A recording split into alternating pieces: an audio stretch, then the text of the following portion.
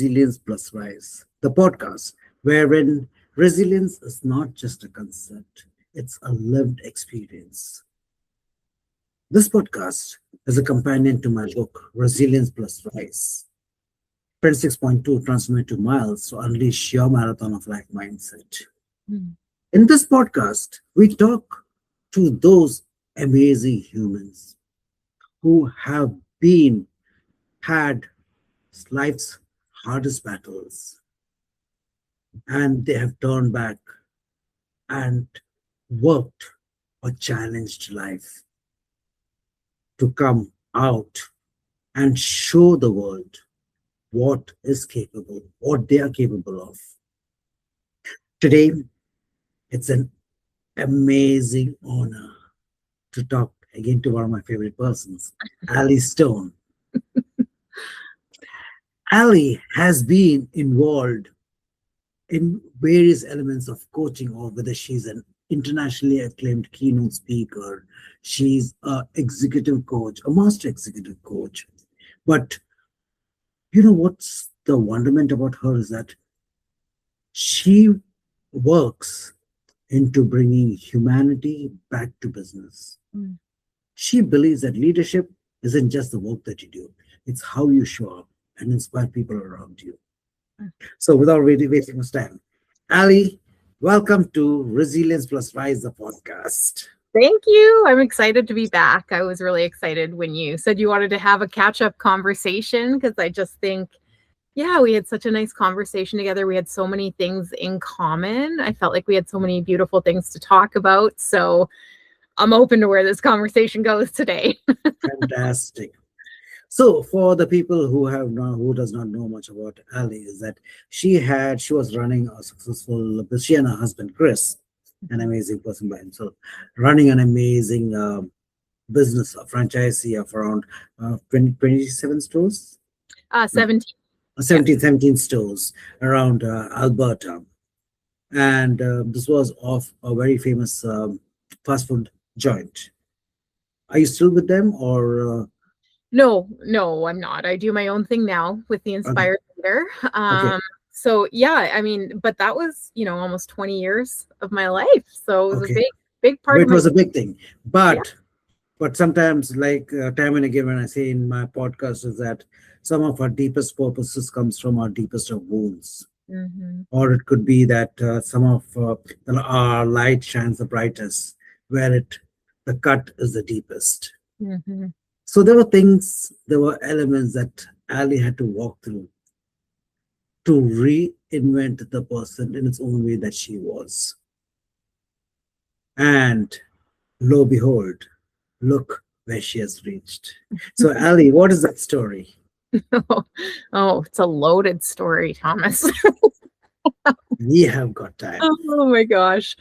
So, this was a really interesting story for me. And we kind of talked about it on the first, so I won't go as deep, but I think there's more to the story now, like a year later, having more reflection and, you know what I mean? More time to think about the experience we have in our lives, right? And how resilience shows up for us. But so essentially I had built those restaurants in Alberta with my husband, the Original Joe's. We were Original Joe's franchisees. And, in 2018, my husband actually got sick, and if anybody watching, you can go back and watch the episodes with both Chris and I.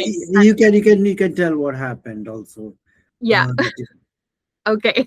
So so I mean, he like you is a competitive runner and loves the sport. And he started running marathons all over the world. So we had a really incredible experience. I was at the Boston Marathon finish line 6 times, like kind of crazy stories around all of those things. I know it was really fun. Such a cool race. Like probably the coolest energy and community behind a race, probably the Boston Marathon, right? Like there's just so much backing behind it. Anyway, so in 2018, he wants to run the Tokyo Marathon, and we head out there for him to run that marathon.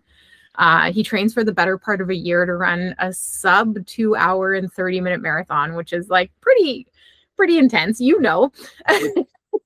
And so he runs the marathon. He finishes it in 2 hours and 32, which is still like an amazing accomplishment in his running career. And then the night after the marathon, I wake up in the middle of the night and he's in a coma in the bed beside me and he almost dies. And so our life completely changes, like in the snap of a finger, in a moment. And it's just, the fork in the road. It's like you're going down this one path and then all of a sudden it's like, right? And all of a sudden you're going the other way. And so nobody was ever actually able to figure out what happened to Chris that night in Tokyo. Best they can tell is he got some sort of virus that maybe got into his brainstem, or into his spinal cord and into his brainstem and caused swelling, but there's no diagnosis. So we really don't know what happened to him. And the resulting effect is that Chris struggled to connect the memory centers in his brain, specifically short-term memory. And so this moment in time like changed everything for us. We were on this trajectory of building these restaurants and really loving what we were doing and doing it together and building this thing. And then all of a sudden I felt very alone in that experience. I felt very, when I went back to the restaurants and went back to the businesses, I was like, I don't know if this is what I want to be doing without him. And that was a real, I often call it like the dark night of the soul, because that was never anything I ever thought I would ever say or want to do, or be faced with. And so I think that really, you think about where does that junction start? And I think there was definitely a lot that happened around Chris getting sick and all of that happening. But the real like resilience journey actually started for me when I went back to the restaurants and started to realize this isn't for me anymore. And to actually come to that and to say, like, what does this actually mean? And how do I work with this so that I can stay authentic to who I am? That was a real journey for me, because everything then had to change. So. What happened after that? Well, it took me a while. Okay. But I had to make the decision to leave. I really, really wrestled with it. I went back and forth. I went through all of the fear states. It was a really hard decision for me. And up until up until I left. So it took me about 2.5 years to like mentor, train, like transition out. It didn't happen overnight by any means. But even up until that like final moment when I left, I remember thinking I could just stay. It was, yes, I cannot even say that I can understand what was going through, but there was still a comfort zone that you knew what the work was. Yeah. You had people in that area whom you could reach out to and help you still. Yeah. But your mind saying something different and you wanting to get into something absolutely saying that, no, this is not where I'm supposed to be. Yeah. Was that the beginning of the inspired leader? Well, I want to back it up for a sec because I don't know if it was my mind, it was my heart. And I couldn't deny it. Like my mind was like, stay where it's comfortable. But my heart was like, this isn't where you belong anymore. Like there's something else out here for you. And I had no idea what that was. So when I started the Inspired Leader, I was like, I don't know what I'm doing. And I still don't know what I'm doing, Guys, I will be putting out Ali's link in the post down below. Have a look onto it. She very well knows what she is doing. Very, very much. Oh, and she is incredible, because as we say, is that through our life lessons, when we show the light to others, it's not that she's not gone through the challenges. It is not just creating something out of the whirlwind and say that this could work or that could work. She has seen what life battles are. And she has seen what, it's not just about the leadership in the boardrooms, because from the way I mean, I have been following Ali, and what has resonated with me is that she believes in the leadership of self first. Hmm. And Yeah. that's what starts making the difference. And that can be reflected onto whether you're in the boardroom or anywhere else. So, Ali, please continue on that. Yeah. I mean, that's probably how I got to the decision, right? Mhm. Because I understood that self-leadership was everything. Without that, Mhm. we don't have a lot, right? It's very hard to lead other people if we can't first lead ourselves. And I knew again, there was something else out there for me. I didn't know what it was. Um, and then I started this company on a shoestring, really. And that actually got really scary for a long time. And I don't talk a lot about this publicly, but I think it's actually really important for us as entrepreneurs and coaches and business people to talk about these things. But Mhm. I lived off debt for 2 years trying to build this company. I struggled every single day. I worried, I couldn't sleep, all of the things. I continued to say to myself, should I just go back? Should I just go back to a corporate Okay. career? Should I do these things right? And I could have easily done that, and I could easily still do that. But something in, again, my heart just kept pulling me forward and saying, there's something in this, there's something out here for you. And you just have to believe that whatever that path is going to be, it will align for you. Um, Okay. yeah, so I mean, all of that wasn't without a ton of stress and belief in and betting on me, right? And that's a hard thing to do. And also taking care of Chris. Yeah, yeah, yeah, That because that's the integral part of your life. yeah, yeah, for sure. Yeah, I mean, he's never been able to work since that happened, and so our life's completely changed that way, right? And yeah, I mean, so there's all these factors in all of this, and I feel like I was always quite empathetic and intuitive person, Mhm. but at this point in my life, I'm always like, everybody has a story. People have True. things going on that we don't know anything about, and if we can just, Absolutely. yeah, and if we can just be a little kinder to each other, could you imagine how different the world could be? You know? Yes, and especially in the current times. Yeah, yeah. Mhm. And so now I just try to do good, honest things with my business. I try to show up authentically. I try to stay open to what my heart's calling me to do. And this business has actually shifted and evolved a ton, right? Even since I Of met course. you, right? It's crazy what's happened. And so at this point, I've gotten into running some events, and I'm running a pretty big women's leadership and wellness summit up here in Edmonton. And I mean, this year we're projecting 350 attendees, and that just like blows my mind. Wow. That has been Congratulations. That's right. amazing, Ali. That's amazing. It is, but none of that came without hard work and the resilience to persevere and to take the bets and to push on through, right? And so I feel like a lot of my message these days is that like we often spend a lot of our lives betting on other things, other circumstances, other people, companies, whatever that is. But I think the most important bet that we can take is that bet on ourselves. Now, the bets I take on myself are not going to look the same as the bets you take on yourself, but I think it's part of our authentic journey to really ask ourselves, like, what do we want to carve out in this life? And when we're 90 years old and we're looking back and we're like, do we want to be proud of what we did? Do we want to feel good about it? Do we, or do we just want to go through the motions? And those are choices we get to make as human beings. And I just want to have different reflections, right? I want Wonderful. those reflections. So that's been a big part of my thought process, I feel, lately anyway. So I'm just spitting it all out to you, but Fantastic. Thank you so very much on that, Ali.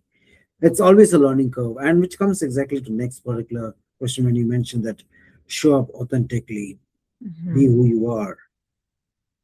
In the last few years, life has given you a lot of lessons, a lot of learnings. Yeah.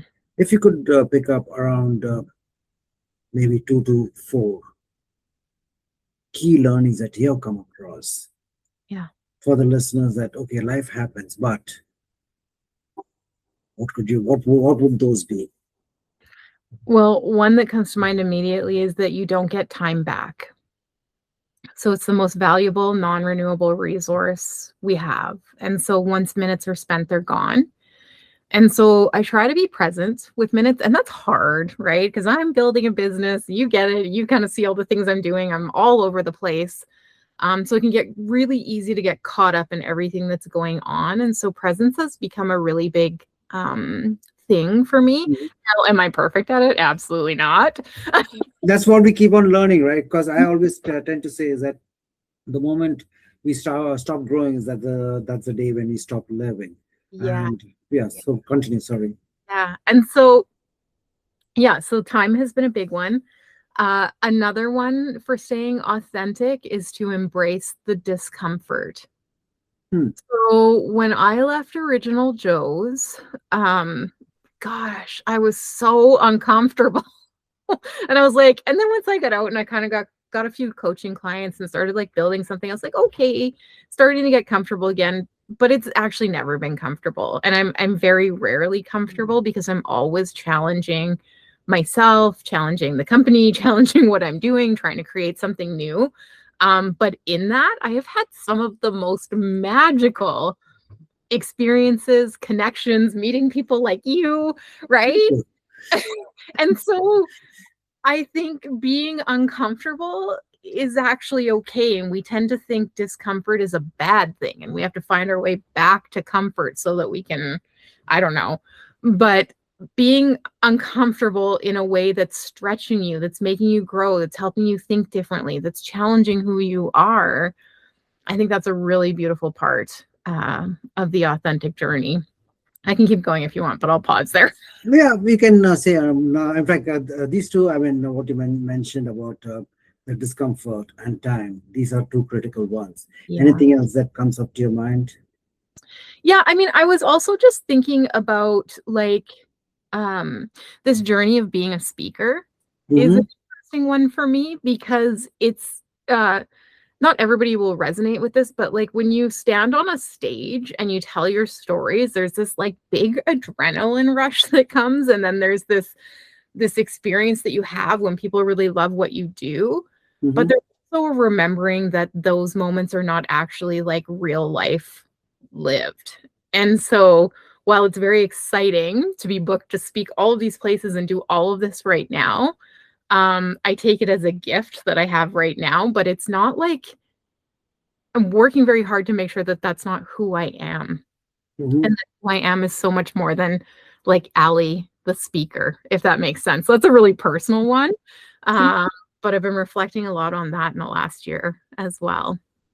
But here again, when I've seen some of the snippets, and what I see is that when you talk about your life experiences, or like how we're having this particular podcast, you're saying something which is a resonance from the soul. Mhm. You're not just saying a textbook readout or something like that. It is who you are. Yeah. So people can reflect. People can have that sense of vibration, and it could be that, so it may be a battle that they are themselves facing. So Yeah. when you talk about keynote speaking, but you can change the same element to another part of life wherein they have to come in front and face life in a different way. Mhm. So Yeah. it's how they are coming up, as you mentioned the word authentically coming up, Yeah. not cutting corners, etc. With this, I come to the next point is that leadership, inspired leadership, leader is growing. So for the uninitiated or people who are not, who doesn't want to go and look into your website, what do you all do? A lot. Which is also the challenge. So I'm a master executive coach. I work with leaders and entrepreneurs, predominantly helping them build and scale businesses or lead their teams. Mhm. And that's really great. That's real like amazing heart work for me because I love working with people one-on-one and supporting them. Mhm.